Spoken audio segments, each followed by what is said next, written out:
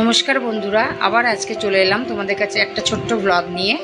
তো সংসারের সমস্ত কাজকর্ম সেরে, চান পুজো সেরে দুপুরের রান্নার জন্য লেগে পড়লাম। তো দুপুরের রান্না আজকে বিশেষ কিছু আমাকে করতে হবে না, কালকের কিছু তরকারি রয়েছে। তো ছেলেদের জন্য পকোড়া ভাজছি, কেন ওরা পকোড়ার ডাল হলেই খেয়ে নেবে। আর আমার কালকের ইলিশ মাছের ঝোল আছে, একটু আলু ভাতে দিয়ে নিয়েছি, ওই দিয়ে আমারও হয়ে যাবে। সামনেই পুজো আসছে, সেই জন্যে আমি বেরিয়ে পড়েছি মগরার উদ্দেশ্যে, কিছু কেনাকাটা করব।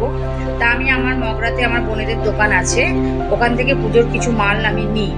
তো আমার বাপের বাড়ি থেকে কিছু জিনিস আমার ছেলেদেরকে কিনে দিয়েছিল, তা ছোট হয়েছিল, সেইগুলো একটু পাল্টানোর দরকার আছে, তাই আমি পাল্টাতে চলে এসেছি।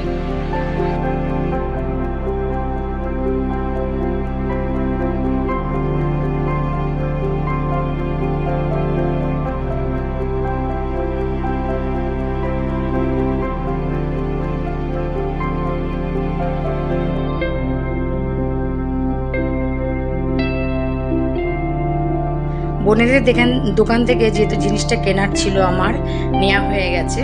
ফেরার পথে এই দোকান থেকে আমরা একটু চা খেয়ে বাড়ি ফিরবো। তো আজকে যেহেতু আমার বরের বর্ধমানে ডিউটি ছিল, ওকে মগরাতে নামতে বললাম, আমরা দুজনে মিলেই ফিরছি। তো চাটা খাবো, চাটা খেয়ে বাড়ির দিকে রওনা দেব। তো চা রেডি, চাটা খেয়ে আমরা বেরিয়ে পড়বো বাড়ির দিকে।